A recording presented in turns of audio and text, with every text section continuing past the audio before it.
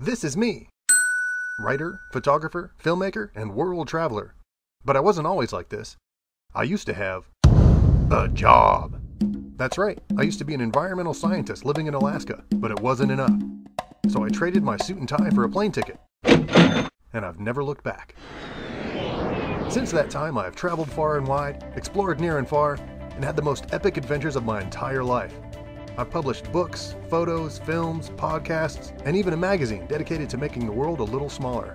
So welcome and join me, Kyle O'Donnell, as I take you along for the wildest ride of any film series in the world. And when you're done, stop by TravelGeekMagazine.com to watch more videos, read the Travel Geek blog, check out photos from the road, and see how you can become more involved. Welcome to Vietnam! Welcome to Borneo. Welcome to Myanmar. Welcome to Taiwan. Welcome to Thailand. Welcome to Malaysia. Welcome to Brunei. Welcome to Cambodia. Welcome to Laos! Welcome to Singapore. Welcome to Guatemala. So here we are in Hong Kong. So here I am at the Macau Towers.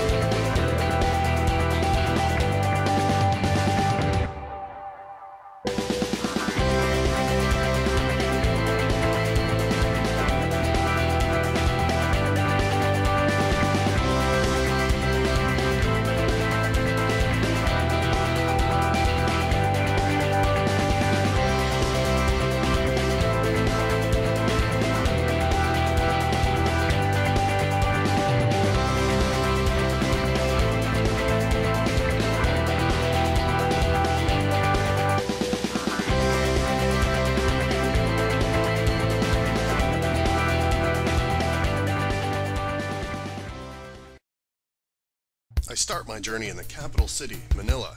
From there, it's a full day's ride to get out of the city and head for the base of Mount Pinatubo. After exploring the mountain, it's off to 100 Islands National Park, just off the coast of Alaminos. After that, I take another long trip through the mountains of Ifugao, stopping in Bontoc and Banaway, and ending up in the home of native headhunters, Sagada. New Year's Eve, I head back to Manila and take an early morning flight to Cebu. The next 2 seafaring days will be spent aboard shipping boats and cruise lines via Iloilo and Cuyo. I'll spend a day on each of these islands, exploring and relaxing on the beach before hitting my last port, Puerto Princesa. And finally, I'll spend my last day exploring an underground river in the island of Palawan. From its bustling capital to its island getaways, the Philippines should be on everyone's trip list. With about 96 million people, the Philippines is home to an extensive variety of cultures. Gridlocked for more than 16 hours out of each day, Manila alone has more than 12 million people. But as soon as you get out of the cities, you see why Filipinos enjoy such a carefree existence. Hosting unbelievable geography and pristine national parks, this is a premier destination for all rugged travelers. If all 11 countries in Southeast Asia were in a family, the Philippines would be the black sheep. The Islamic movement that made its way around the southern reaches of Southeast Asia in the 16th century was abruptly halted in the Philippines by a Portuguese explorer named Ferdinand Magellan. In March of 1521, he claimed all the islands for Spain. And with the historical inability of Islam to topple European powers, Catholicism has thrived there ever since. Much of the area outside the major cities is undeveloped and has a multitude of great scenery and wildlife. This is where I like to spend most of my time. Because the people are laid back, the food is better, the amenities cheaper, and the tempo a little slower. Welcome to the Philippines.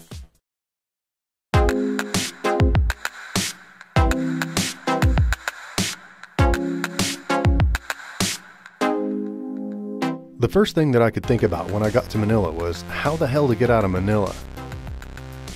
It wasn't 15 minutes in and the pollution was already giving me a headache, so it's off to the outskirts for me. What you see when you start to get away from the city seems like normal life for the majority of the Philippines. My agenda had me traveling straight to Mount Pinatubo via Angeles. But what I found out almost immediately was that navigation, if you're not using travel agents, package tours, or commercial buses, can be a bit confusing. So how do I get to the jeepney that goes there?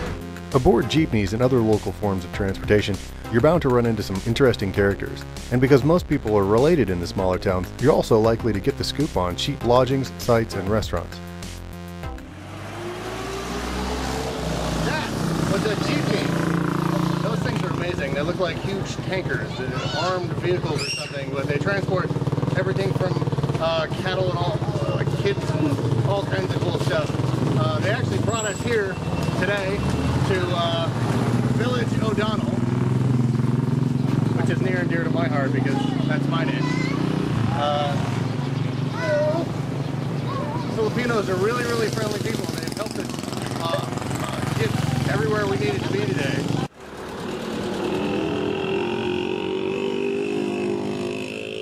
One of the people that I met on the GP has a brother who owns this place here, and this is Wendell's shop. Tomorrow we're going to try to head up to Pinatubo, Mount Pinatubo, in a 4x4. And just coincidence has it that the brother of the person that we were talking to on the GP is Wendell here. I gotta say, even though we made an arrangement for the room, and even though I was paying for other services, our agreement changed in the morning. He was nice enough, but my advice is to write down your agreement and stick to your guns. So this is the Jeep we're going to take tomorrow, right? Yes. This looks pretty rugged. Yes. How old is this? 1949. 1949? Yeah, it's a village Jeep. Wow. Really interesting. You're the big man in the whole area. I'm the whole couple. I'm the president of the world. Wow. Came to the right place. All right, so can you tell us what we're going to do tomorrow? I will bring you the breakfast in your room, 6 a.m. and then after breakfast, ride your forward drive going to the tourism office. Now, I love Burt Baccarat or whoever that was just as much as the next guy. But to explain what Wendell was saying without the karaoke going on, is that the next day, I was just going to head out to the mountain and have an awesome time. The most popular route up the mountain is normally taken from Manila. Package tours can be booked for day-long or 2-day hikes with an overnight at the summit. The drop-off point is Santa Juliana. I decided to start my trip a little closer. We've been dropped off at a military checkpoint, Barangay Hall, and we're about to drive 16 kilometers rather, by four-wheel drive up to what was described to be sort of a base camp. The guide has told us that when we leave here, they're going to prepare a meal, but when we leave, once we get to the base camp, there'll be another 12K up into the foot of what used to be the very tip of Mount Pinatubo. I'm currently sitting in what is a very common Filipino restaurant. Very basic, couple of tables, couple of chairs. Generally, the customers are expected to just grab a drink from the shelves here and eat. Now, in 1991, Mount Pinatubo exploded, and it didn't just erupt. It literally blew the top, physically separated and blew itself apart into thousands and thousands of little pieces. It actually blew a plume of smoke 40 kilometers into the air and wreaked havoc for weeks. Another thing that the guide said was that we'll probably be running into what is known as the Iga, which, as I understand it, are agricultural tribes that live in the area. I'm not sure if we're going to see any, but I hope so. See if we can snap a couple of pictures to the hike. It's supposed to be a nice, smooth ascent of a low gradient, so should be fun. So when our food comes out, we'll eat and be on our way. The mountain lies on military ground, so you have to sign yourself in and anyone else that's with you. Your local guide, your Audi. Hi. Audi. Local guide. You're the guide? Okay. Can we put all the gear in the inside there? Yes, sir. Yeah. Inside. And so our guide here is going to bring us up right now, I think. So I better go. To get past the guard station, you have to pay a fee. It's 4,500 pesos, or about 110 US at the time of filming. The driver has to present your stamped payment, and then you're eligible to climb the mountain. Don't let anyone charge you for food alongside this fee. It's not guaranteed, and there are no restaurants along the way. Once you're past the gate, it's a really incredible 4x4 ride to the base camp. Along the way, there are some spectacular opportunities for photography, and the ride itself is pretty fun. After the base area where we parked the Jeep, I started the long hike. As I ascended, the geology became more and more interesting. Mount Pinatubo sits within a few miles of another volcano, Mount Araya. Many people mistake the two when arriving to the area because of this proximity. Mount Pinatubo's latest eruption is spelled out in all the history books. But one thing that you won't read is that a typhoon, which chose this particular day to batter the coast, added an unexpected element of catastrophe. Lahar, or volcanic mud, made its way over the silty soil of the region, and as it gathered momentum as it made its way down the mountainside, it engulfed entire villages in its wake. Everywhere around us you see these big dark colored rocks. Some of them are the size of the Jeep that we came in on. All of them have come out from Mount Pinatubo. And along the way I'll hope to find some more. But they are, basically they came out, they're called bombs. As soon as they exit the top of the volcano, they're called bombs. And they impale themselves in the soil. Some of them are, meters deep inside the soil. Currently still active, Pinatubo is a stratovolcano. When it erupted on June 15, 1991, it had a volcanic explosivity index, or VEI, of 6. When Mount St. Helens erupted in 1980, it was a 5. Well, I've been told we're almost at the top here. Oh, it's been a long trip. It's very rewarding though. Pinatubo is very forgiving. The sun is a little bit annoying. It kind of bleaches fair-skinned people like myself, but it's nice and slow. The gradient's pretty easy. It takes about 2 hours to get to. There's a small level base area, but then there's only 20 or so minutes to get to where I'm at now, and I can see the top of the crater. Wow, that's really something. Here it is. Made it. Wow, that is something.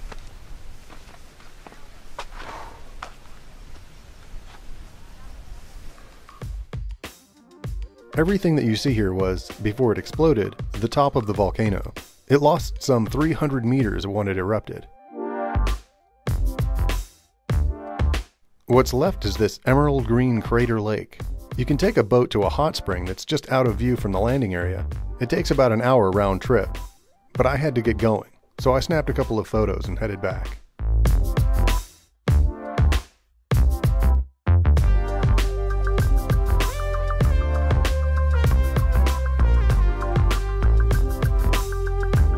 The next stop on my trip was Alaminos and the 100 Islands National Park. It's about a 2-hour bus trip and can be done from all the major liners in the area for about $8. I took a jeepney, spent about $3, and got to see much more of the scenery. The trip through the smaller towns is great. There's far less traffic this way, and you can spend the bulk of the trip leaning out the back of the jeepney and collecting some great street photography.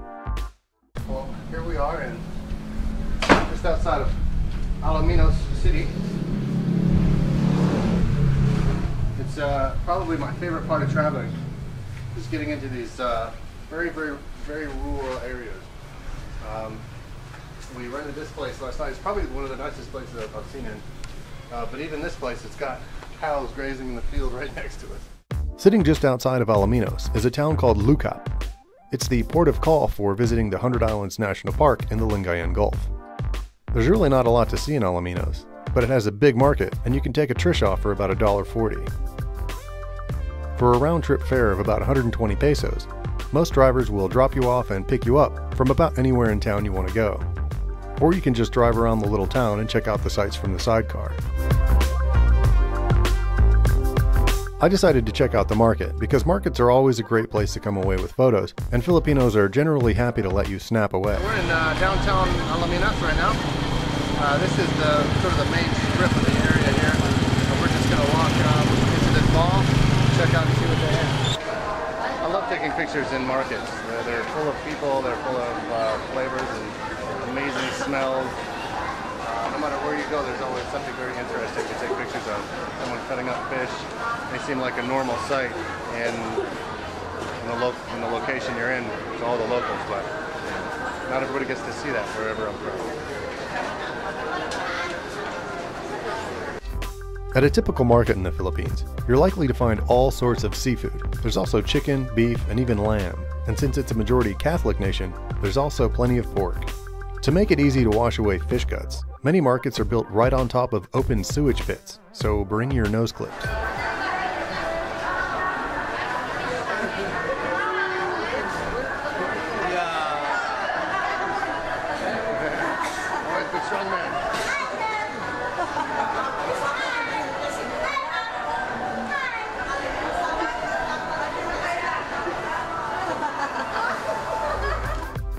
After I walked around the market for a bit and bought some things for dinner, I walked around town and snapped some more photos.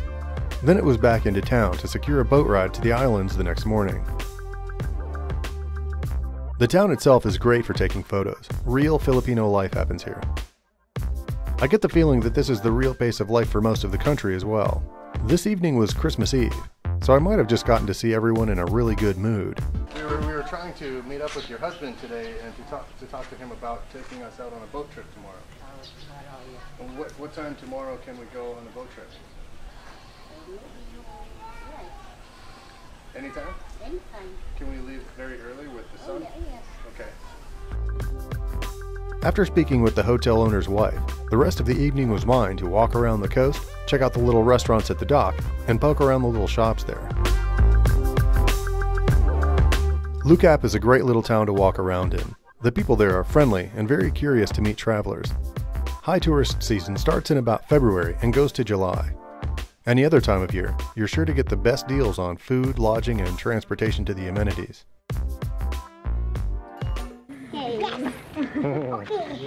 Say Merry Christmas. Merry Christmas! Say hello. Hello! All right. Bye-bye. Bye!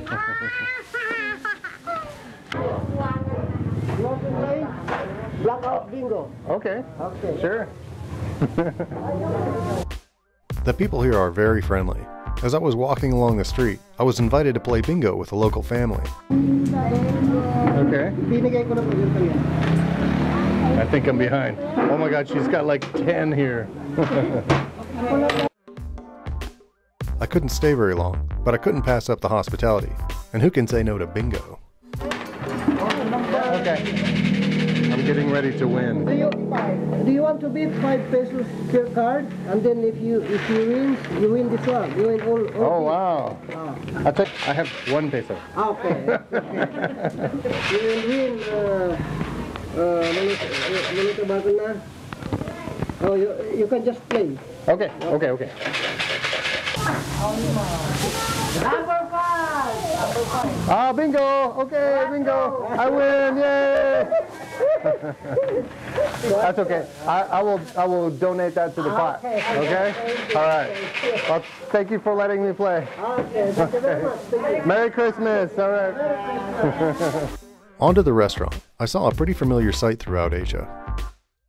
There are many words for it, but probably the best English word is ladyboy. So there's a specific phrase that describes a specific person. In Thailand, it's called katoi.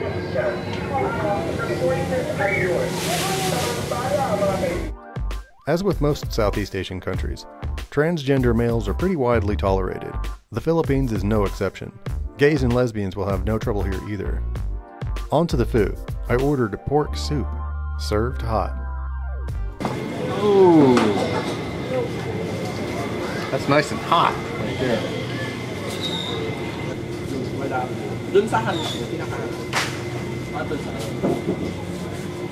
Nice and sticky. Just like I like my soup. All over me. Table meat. Tomorrow morning, it's off to the 100 Islands National Park, so I headed home by way of probably the world's most annoying nativity.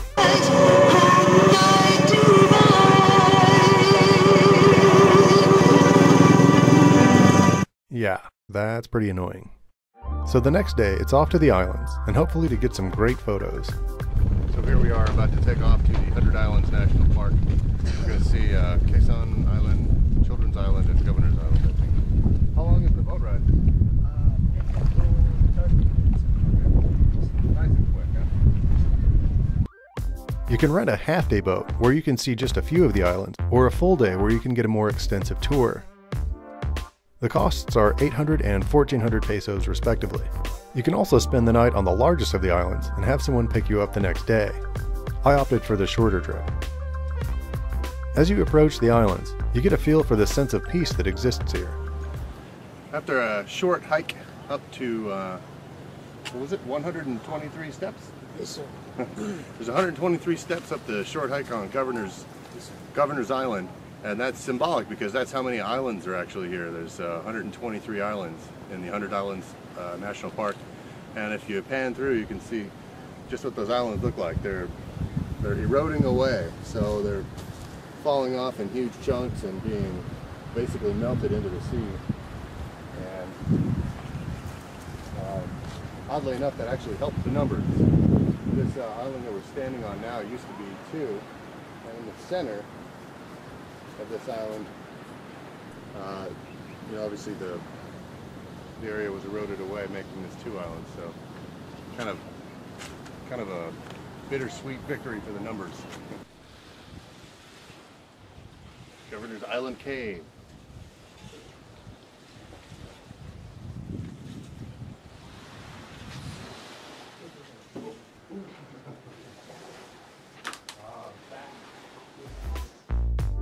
For you die-hard guano fans out there, this is not your cave. The bigger caves are on the more expensive tour. So, being on a budget and in a hurry, I figured I'd save the hottest part of the day for the air-conditioned bus. This looks like it's Children's Cave. After Governor's Island, the second island on the tour is Children's Island. It's called Children's Island because of the year-round shallow pool that exists here. Because of how close it is to its nearest neighbor, even in high tide, there's a wading pool abutting the docking station. Small boats and foot traffic are the only things getting through here. It averages 3 to 4 feet. Sediment from erosion also helps keep a constant floor close to the water's surface. It's an interesting battle between the real estate on the islands and the ocean that's taking it. The runoff creates a beautiful aspect to the islands, and even creates more of them, but it costs them a lot in return.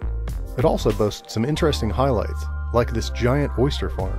Just before filming here on September 28th, a large tropical cyclone, Typhoon Nisat, rocked these islands, destroying coral, flooding outlying areas all the way to Manila, and costing 24 lives.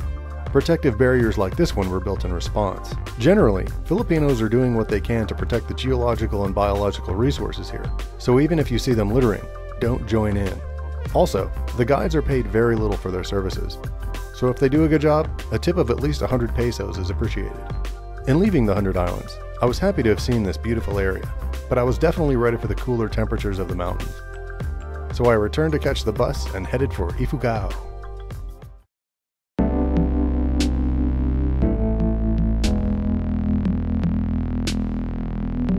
On the way, I wanted to stop over in Bontoc. It's a neat little town that hosts a gathering of tribes from all over the region. It's the cultural center for the surrounding indigenous areas. There's even a museum dedicated to the tribal history here. Along the way though, there are some amazing places to stop off and check out some epic scenery.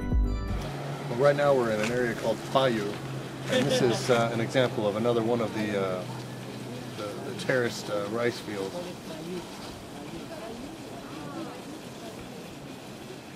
And today we've come down from Banaue, and we're on our way to Bontoc. And Bontoc is going to be another area where I think I'm going to try and find a room tonight, and then continue on to Sagada.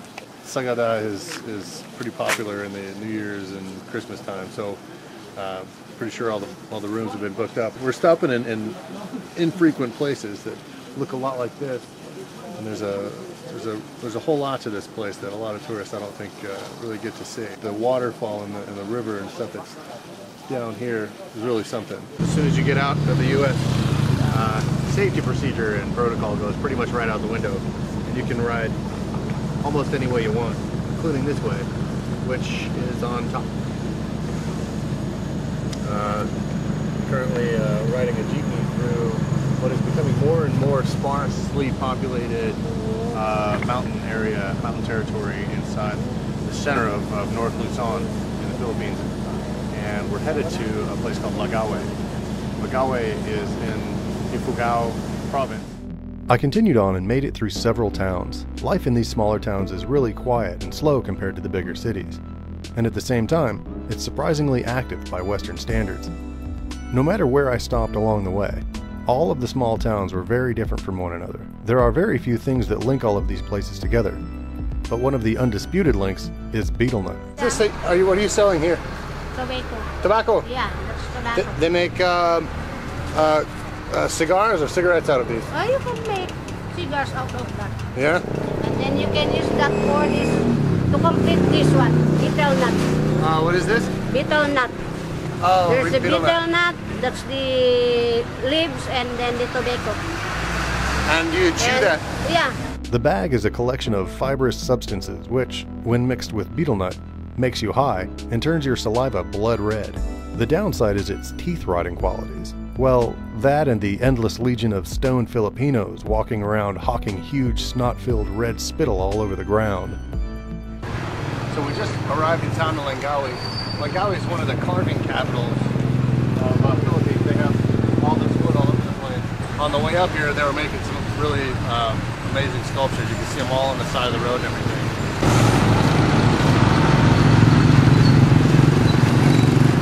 So we're just gonna walk around the square a little bit, hopefully get some footage of all the buildings and stuff, and go catch another jeep up to Panawe. More and more, I was really getting to like riding in these jeeps. Besides the immediate and inescapable thrust into a real Filipino pastime, not to mention the impossibly cheap transportation, I keep meeting these amazing and friendly characters who want nothing more than to share insights into their lives. Yes. You come down every day? No. Just say once a week or once a month. Once a week or once a month. And so you bring back a lot of supplies? Yes. Joe went on to tell me that he owned a small parcel of land which also offered subsistence farming throughout the year. This lifestyle, he says, is not uncommon. Many people live far up in the mountains and simply work to put their children through school. You have to pay for school? Yeah. Yeah. How much is school for your children? About say for the high school, about say, I don't know, about say, about five for the 1 year. 5,000 pesos for 1 year? Yeah. And do they have Western teachers in the schools here? No, they don't have that. Local teachers. What is the most difficult thing for foreign people to understand about the Philippines? I don't know many. Many things. Many. Joe went on to tell about the deep cultural gulf between the Philippines and the rest of the world. This not only spoke of his level of national pride in the Philippines, but also in his breadth of knowledge of the world outside it. Interestingly, he mentions that English is becoming less and less a part of the Philippines since the US troops pulled out in 1991 from having had bases here since 1945. English is spoken everywhere we go. I've not had any problem talking to the local people because everybody speaks such good English. Is that, do you like that, or do you think that you should have more nationality who speak Tagalog or the local language? I think now the national language now is, I think, gaining importance here. Yeah. And for example, the young ones now, they understand more Tagalog than English. Yeah. Not like the old ones, because they were used English before. Yeah. They understand also English. So it's moving away from English. Yes, a little Yeah. bit. Joe's perspective on things was great. I was happy to see that the Philippines as a nation was coming away from the American influence. For the full interview with Joe, head over to travelgeekmagazine.com. Now it's off to study up on Joe's ancestors, the headhunters. And the priests, these priests, they themselves did compose their own songs. Once in town, I headed immediately for the museum in hopes of talking to someone about the headhunters. Unfortunately, we weren't allowed to film inside, but Manuela allowed us to film outside.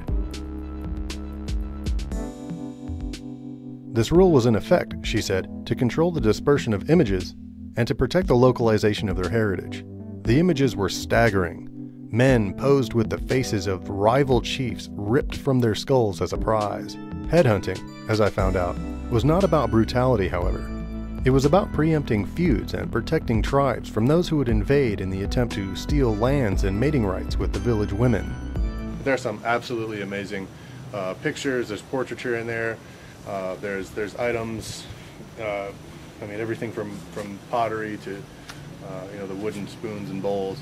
The thing that I like the most about them is that they all had some sort of animal edifice or front end to them. So if it's a bowl, you'd have like 2 feet of a cow poking out of the front of it or something. It was really interesting. And so here we're standing in front of what would be a kind of just a basic version of one of their huts.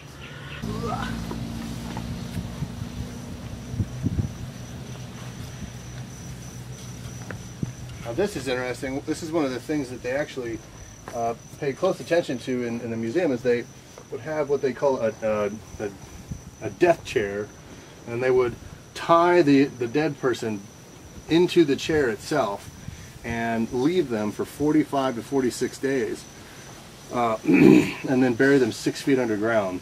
One of the things that you'll see on a lot of the local native huts is this series of bull's horns, and depending on how many bull's horns, that determined how important the male of that hut was within the community. The more bull's horns, obviously, the more important the chief of that hut.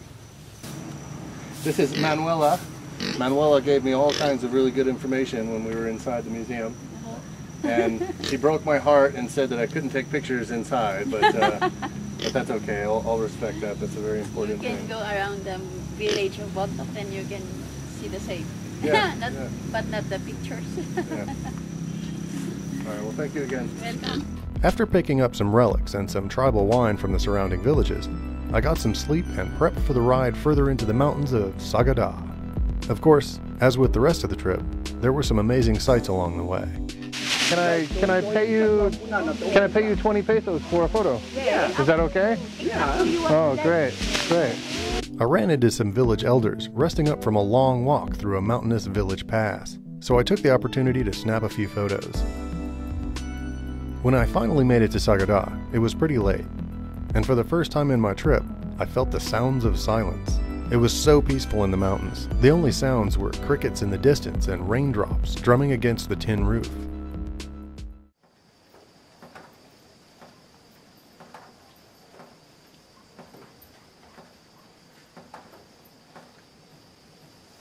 It was a welcome break from firecrackers and constant sounds of traffic in the world below, and the sleep would come in handy too, since I had a long day ahead. Despite TLC's advice, I decided to go chase some waterfalls at the foot of this little village outside town.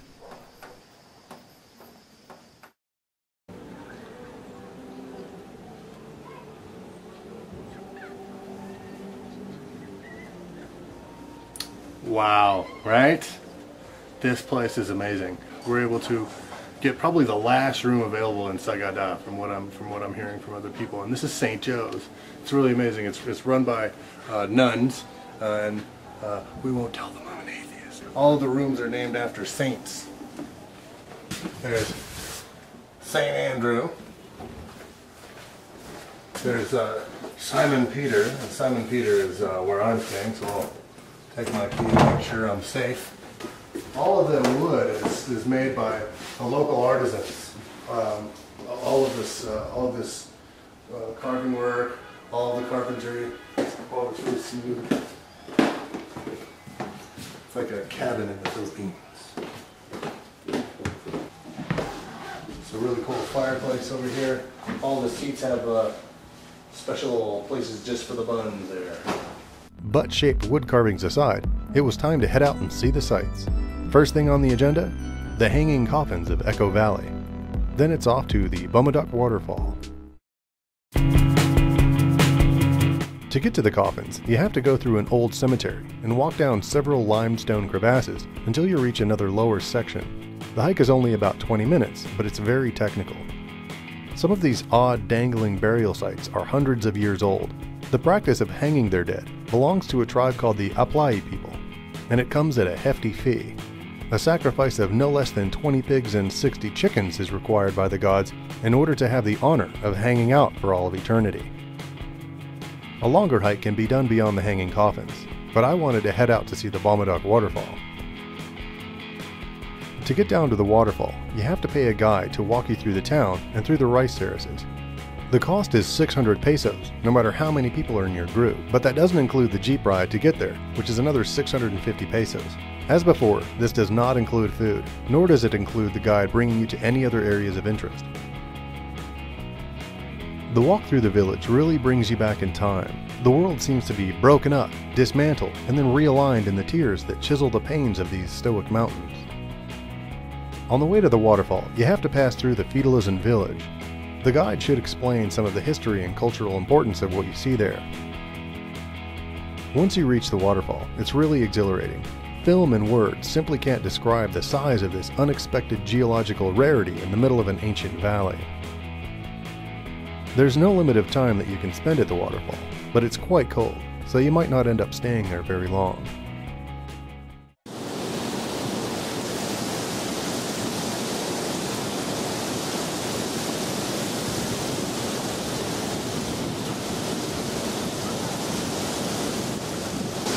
I'll tell you what, the Philippines might be hot, but Lobodil waterfall puts out some cold water.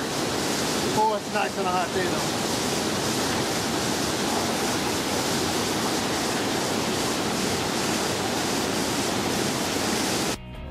Leaving the waterfall, you have two options: returning the way you came, or keep going around the pass through another village. I chose the latter. The cultivation and use of marijuana in Ifugao is largely tolerated. But that's not the only unique quality of these fields. Arabica coffee beans also hail from this location. The climate is perfect, and the market isn't influenced by heavy trading.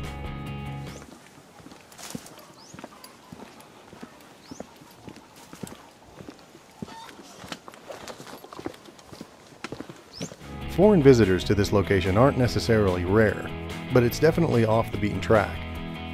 There's only one path that's been built in concrete by the time of filming, and it leads all the way through the village. The rest of the paths lead to the fields.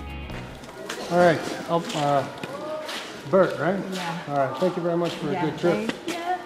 All right. The waterfall was amazing, overlooking all those fields It and is. everything. It's very magnificent. Beautiful. All right, so you're going to do this again today for another tourist? No. Finished for today, huh? Yeah. I'm finished. I'm definitely finished too. My feet are killing me. All right, have a good one. Yeah.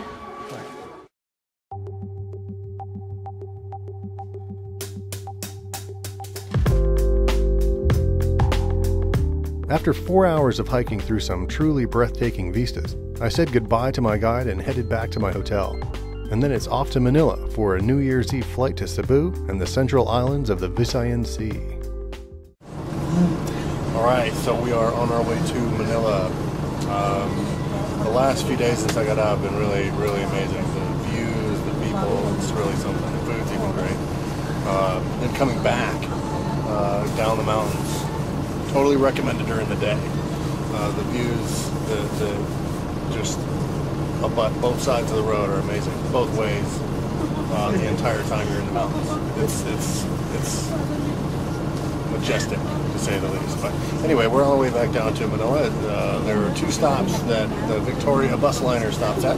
One is Pasay and one is Cubao. We're going to make our way to Pasay, I think, because tomorrow it's off to Cebu. Headed south on a major highway from an unpopulated area to a highly populated area on New Year's Eve is a recipe for traffic jams and unending delays. But I eventually got to Manila and booked a hotel near the airport. After checking in, I decided to go see the Mall of Asia and the fireworks show. This is the Mall of Asia, and it's New Year's Eve 2011. There's plenty of people coming through. Looks like it's going to be a pretty good night. There's going to be fireworks on the other side there. Midnight. Should be a pretty good night. The Mall of Asia in Manila is the third largest mall in Asia and the fourth worldwide. It's located in the Pasay district of the city. It covers a land area of 42 hectares. Daily, more than 200,000 people pass through it, not including holidays. The parking lot alone is 6 stories. In November 2009, more than 26,000 LED lights were added to this globe sitting in front of the mall's entrance, the entrance facing west toward the Manila Bay. It was thereafter known as Globamaze.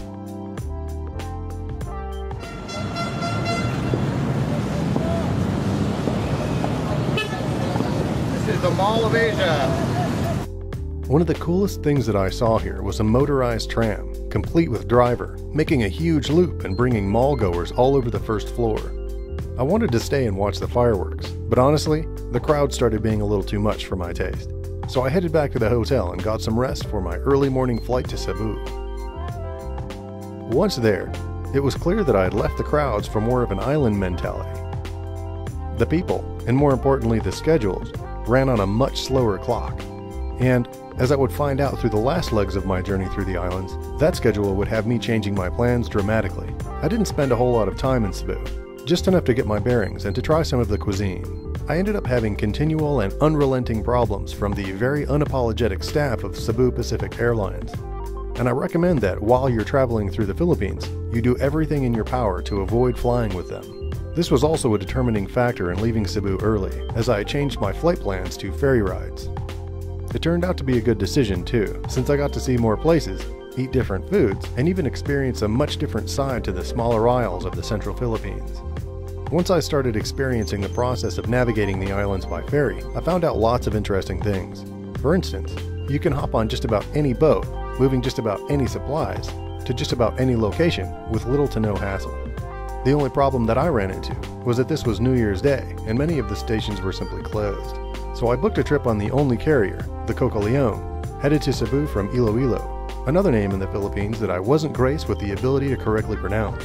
The waters of the Visayan Sea are relatively calm, so if you're going to have a problem there, it's probably going to be the result of having chosen the wrong boat. The quality of travel that you can arrange here spans from first-class cabins with air conditioning and room service to sweating topside in the open-air bunks while trying to get whatever sleep you can between the rooster calls of your bunkmates. What I experienced was somewhere in between. The livestock was still there, but I did get a cabin for my first trip.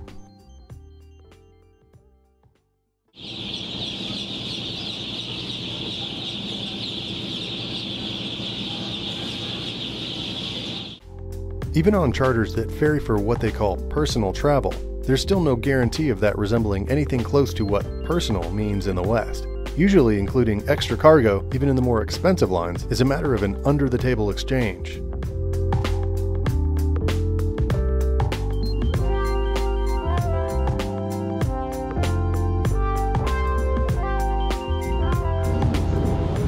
All right, here we are aboard the Filipina Cebu, owned and operated by Coco Leon, the shipping lines. The first night I'm going to spend here in a cabin in the boat here, and I'm immediately rewarded by this amazing sunset. It's really something. There's really no way to travel through the aisles like on a boat.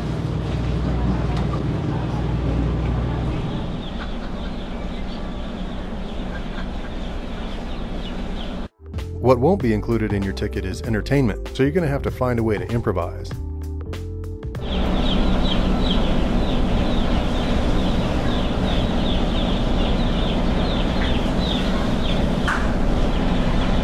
Oh, they're packing. Nobody's packing. See them?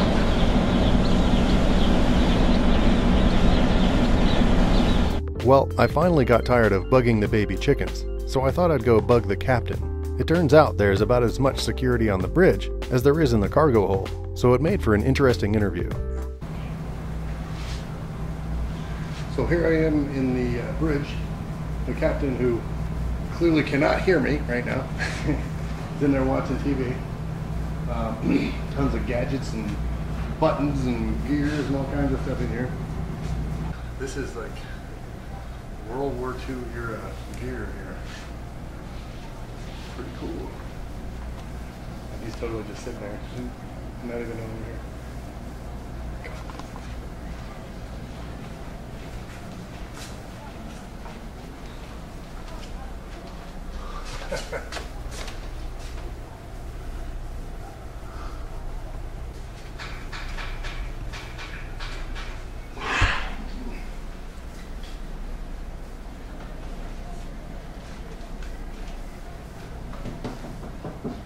Hello.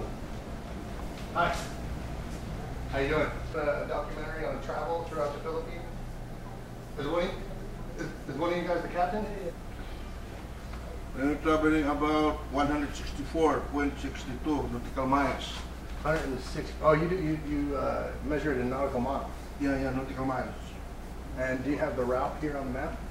Yeah. The map going to Iloilo. So we're over there somewhere, right? Oh, somewhere here. Oh, okay. How long have you been the captain of this boat? Almost 20 years. 20 years? Yeah. And how many times have you sailed this same route? How many times for this route, Ilioni? 3 times a week. Yeah, going to Iloilo on the road.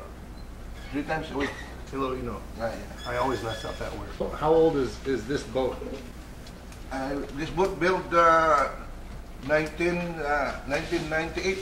98? Yeah. What about these controls here? What drives the boat? This one, steering wheel. Oh, the wheel itself? Yeah.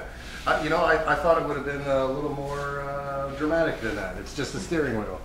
We're going to be going from 7 p.m. to 7 a.m., right? Yeah. So what are some dangers about traveling at night? Oh, there are so many obstructions, like fishing boats. Boats? Yeah. That's why we are not allowed anybody anybody in the bridge, so that the officers and watch can concentrate their duties and responsibilities. No distractions, right? Yeah. That's what that Titanic got sunk about, right? Ben for the runner. Ben for the runner. Yeah. All right. Thank you very much for talking to us today. All right. Thank you. All right. Have a good night. And very happy New Year. Oh yeah, Happy New Year. All right. Thank you for visiting us. All right. We got the interview with the captain. Very cool. That night I got some great sleep, and it's a good thing too, because the next night sucked Jurassic monkey sack. I got a wave of bad news when I arrived to Iloilo that would set the pace for the rest of my time sailing the Sulu Sea. The only passenger boat leaving Iloilo for the next 2 weeks was dry docked with engine repairs. So I, along with what seemed like about 1,000 others, had to pile into this unreliable, overstuffed, borderline condemnable Milagrosa shipping lines vessel. My first clue that indicated I'd made a lofty and reprehensible mistake in booking this ferry was seeing a huge bag of drugs tear open and spill overboard as it was being hauled over into the hold. I stayed up until about 1 a.m. filming in hopes of catching something else. 1 a.m., by the way, was 5 hours after we were scheduled to leave. And I had 2 more cargo delivery ports on this boat before reaching Palawan. I knew at that point that the only reason I would ever take another trip on this line was if I was forced to choose between that or watching my mother drown in raw sewage. It wasn't all bad though. After I went out and booked the ticket, I went out to the beach and had a nice afternoon in the sand. The beach here isn't all that bad. The seafood in the restaurants is generally caught that day, so while that makes the menus a bit shifty, at least it's fresh. If you're coming this way for the white sand though, it might not be the best destination. Besides the colonial architecture in the city, there's not much else here. Back on the boat, I had the gritty reminder that the conditions had changed dramatically from my last leg. Cramped and hot, this was going to be an interesting trip. Well, here we are, 3 hours after we were supposed to have left. Our once empty cabin has filled up and it's full of backpackers and locals, and still don't really have any kind of idea as to when we're going to leave or make it to wherever we're going or whatever. So one more lesson for the Philippines is to plan ahead with whatever tools you have. As long as I was going to be on the boat, I thought I might as well enjoy it. And since the camera operator was seasick until Palawan, I thought I'd try out a local delicacy and lighten the mood.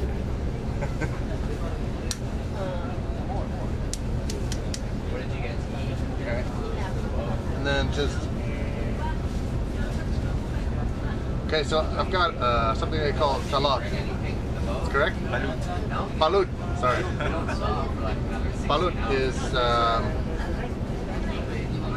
very smelly substance. It's an embryo inside the egg itself, and so what you have to do is you have to suck the disgusting juice from the outside, and this doesn't look like there's any juice in here. I don't know if you can see that, but Mine is juiceless. It comes with a little thing of vinegar and some salt. And so what I'm going to do is try and just power through this guy here. So I'll just put some salt on here first. Downstairs, yeah. Can't drink it. It's not liquid. No liquid inside. No. So you have to eat everything in one time. No, it's dead, but it's like an embryo.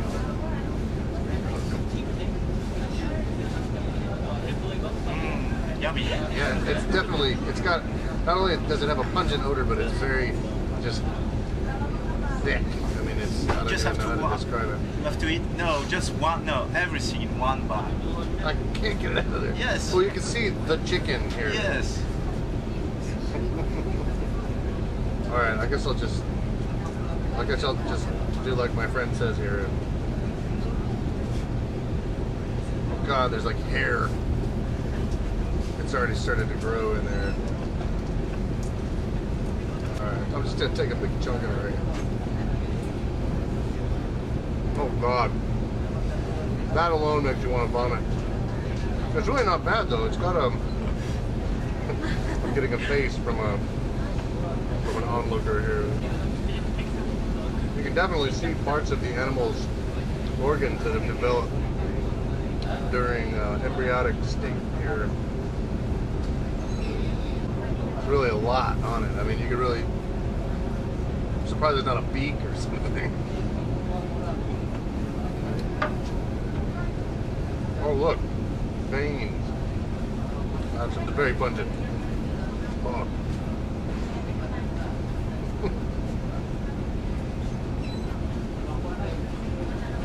It's making you hungry, isn't it? No.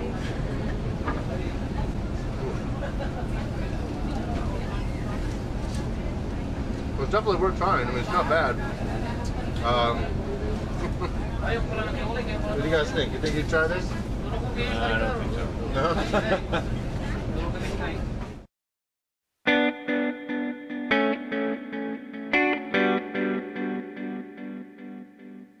And with that, I headed to Puerto Princesa on the island of Palawan. That same afternoon, I booked the last boat of the day, headed to the underground river. The park lies on the other side of the island from Puerto Princesa, just outside a town called Sabang. The island is thin, but very mountainous, and boasts some great views along the way. Getting to the park is the hard part. The locals just take a jeepney, which will take about 4 hours. If you're in a group, you can also charter a small bus for around 700 pesos. In a jam, which is exactly what I was in after 2 delayed trips on a rusty, creaky, drug-toting steel trap, you can pay a cool 3,000 pesos and have a private van deliver you there in less than 2 hours. This was the choppiest water that I've been in so far, but it's only 30 minutes to the cove, where sits the adequately named Puerto Princesa Subterranean River National Park. Once you arrive, you can hike around the area a little bit, or just walk along the boardwalk, which is home to countless hairy primates, until you get to the boat dock heading into the cave. Here we are in front of the underground river. The river itself actually goes about 8 kilometers, but we're only going to go about a kilometer and a half. It takes about 45 minutes. Costs vary, I think, depending on who you talk to, but we ended up paying something like 700 pesos for the boat, 750 to register, and then of course your transportation costs. If you were to follow the entirety of the underground river, it would take you all the way to the West Philippine Sea. It has several large chambers, including one estimated to be about 100 meters high in the very center. It was the world's longest subterranean river until 2007, when a larger one was discovered in the Yucatan. The park went official in 1992, but it was known to the Western world in the early part of the 20th century. You can hike to the cave from Sabang, but you'll still have to pay the entry fee. The ride is a bit touristy and mechanical, but even Disney World doesn't have an underground river. The entire trip is punctuated by cheeky jokes about the geography, and all along the way you'll wish you brought your own flashlight. There's definitely something to be said about how they've kept this place natural, especially given the developing nation's push toward commerce.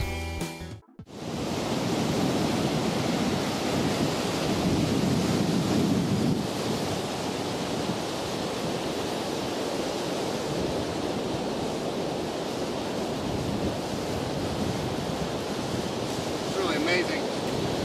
here on my last day in the Philippines in Sabang. Last night I was awake for the sunset, and this morning I'm awake for the sunrise. And the morning sky here has just got a palette of some amazing colors. This was supposed to be my last take for the trip, and bless my heart, I went on to try and come up with something meaningful or to impart some kind of a profound capstone to the trip. I was just too tired. But alas, this provided me with the perfect excuse to use the bloopers instead. Well, where? That mic is all up in that grill. Are you okay? Okay. My boots have died. Check with it. Hi there, I'm Kyle. Don't move.